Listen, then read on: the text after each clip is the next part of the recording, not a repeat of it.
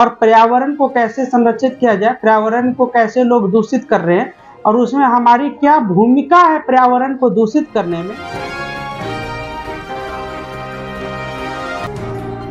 जो अभी आप पर्यावरण को लेकर के जागरूकता प्रदर्शनी लगाए हैं, उस विषय में आपको राजेश जी, सबसे पहले न्यूज 365 के सभी दर्शकों को बीडी पब्लिक परिवार की ओर से ढेर सारी शुभकामनाएं और आपका भी बहुत आभार प्रकट करते हैं कि आप बीडी पब्लिक स्कूल को चयन किए और यहाँ के बच्चों को आपने मौका दिया है हमारे देश के पर्यावरण के ऊपर कुछ बात करने के लिए और जागरूक करने के लिए।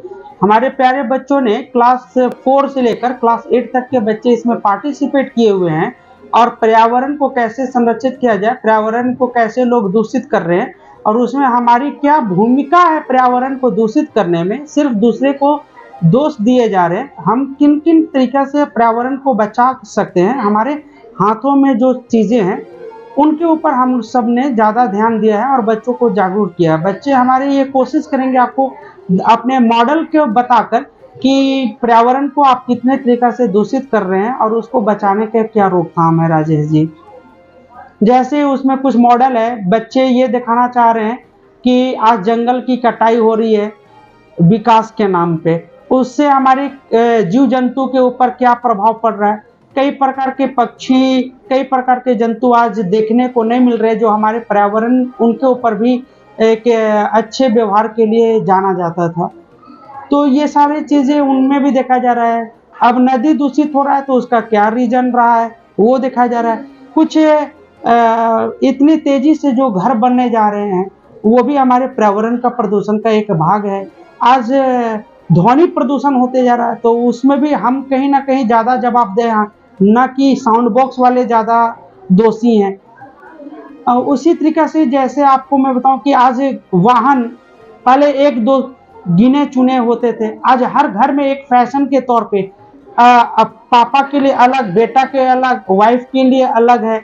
तो एक के घर में 4-4 गाड़ियां हो जा रही है, ये भी एक प्रदूषण का कारण है। जो हमारे हाथों में है हम उनको रोक सकते हैं, एक गाड़ी से हम उनको रख सकते हैं। और देश आज अमृत काल में अगर जी रहा है तो हम समझते हैं कि हमारे देश से अमृत काल में ये शपथ ले ले कि हम आवश्यकता के अनुसार हम अपने वस्त्र को रखें, दिखावा के लिए हम 500 ड्रेस न रखें, उससे भी हमारे पास प्रदूषण फैल रहा है। फैक्ट्रियां में ज़्यादा से ज़्यादा प्रोडक्शन कर रहा है जिससे हमें केमिकल का इस्तेमाल हो रहा है और वो हम नदी में जा रहा है।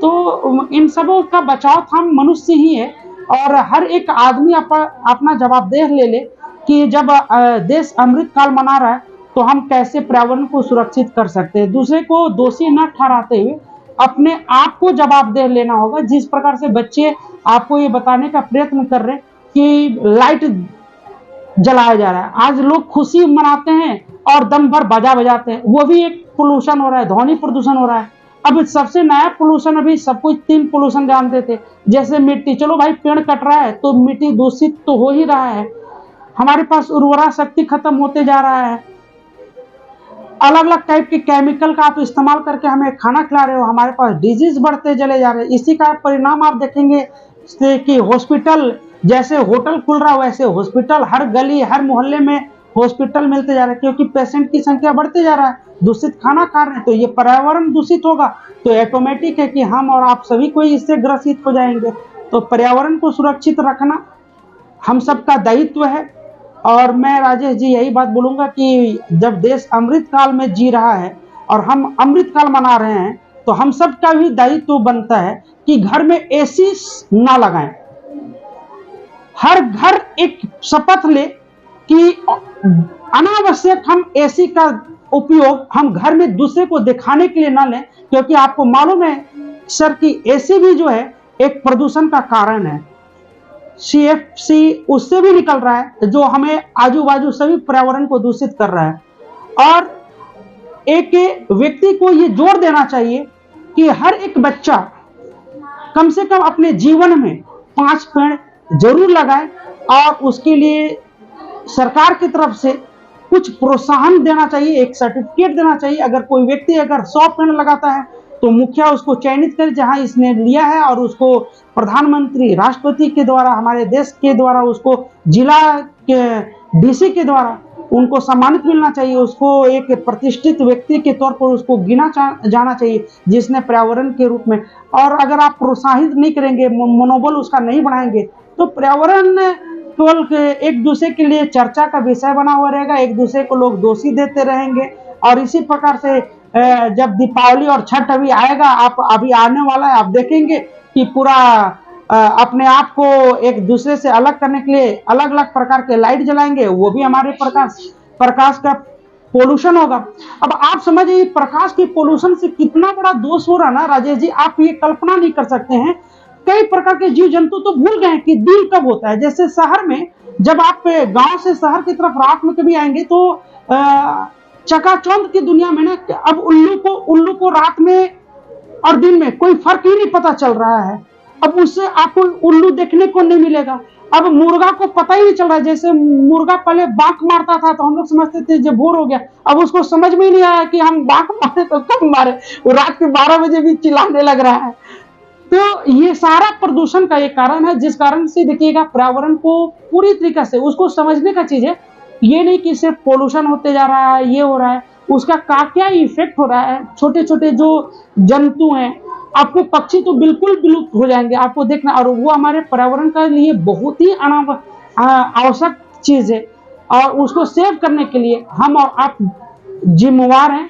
और उसको जरूरत है कि हम लोग कैसे उसको सेव करें, अपने आप पे आत्मबल संयम के साथ ही जो है आप उसको सुरक्षित कर सकते हैं। जो हमारे विद्यालय के सभी छोटे छोटे बच्चे ने और बच्चियों ने एक दिल से काम किया है आपके एक दिए हुए समय सारणी के लिए, उसके अंतर्गत में बच्चे ने आपको मॉडल बनाकर आप जब देखेंगे तो आपको समझ में आ जाएगा कि बच्चे कितने जागरूक हैं एक पर्यावरण को बचाने के लिए। और आने वाले टाइम में ये नाटक नुक्कड़ सब करेंगे और मोहल्ले में, घरों में लोगों को बताएंगे कि हमारे पर्यावरण हमें किस प्रकार से जरूरत है। और सबसे ज्यादा हम एक बार फिर से बोलेंगे कि आपके चैनल के माध्यम से बीडी पब्लिक परिवार आपसे अनुरोध करता है और देश तक आप इसको ले जाइए कि अनावश्यक घर में एसी ना लगाएं। इसको फैशन हो गया, ये सब एसी लगाना स्टेटस सिंबल हो गया है। मैं बोलता हूं कि आप स्टेटस सिंबल ना करें। मैं बोलता हूं जी, जितने भी मंत्री विधायक हों, अच्छे अच्छे जितने भी बड़े बड़े जो खिलाड़ी हैं, जो मैंने आइकॉन है, मैं उनको बोलूंगा कि वो घर में एक से अधिक गाड़ी का इस्तेमाल ना करें, लोगों के लिए वो आइडियल बन पाए, वो एक सिंप्लिसिटी के साथ लोगों के पास आए, देखें लोग भी उनसे प्रेरित हो जाएंगे। आज बच्चे पढ़ते हैं और बोलते हैं हमें क्या करना है तो लिम्बोर्गिनी कार लेना है। उनके ब्रेन में बैठता है सर कि हम बच्चे पढ़ेंगे, अच्छे कमाएंगे तो क्या करेंगे, उनको मालूम है 3 तलाक तक गाड़ी ही गाड़ी रखेंगे।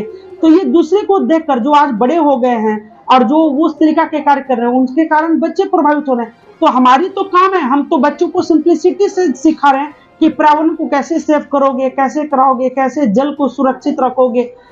तो ये इन सब कारण है और इन सब चीजों को मैं ध्यान रख रहा हूँ। मैं अपनी ओर से कोशिश करूंगा बच्चों को अच्छी शिक्षा के साथ साथ में पर्यावरण के ऊपर बात करके और उनको जागरूक करने का, और वो इस चीज को पढ़ाई के साथ नहीं, किताबों में ही नहीं, अपने जीवन में भी उतारने का पूरा प्रयत्न करेंगे।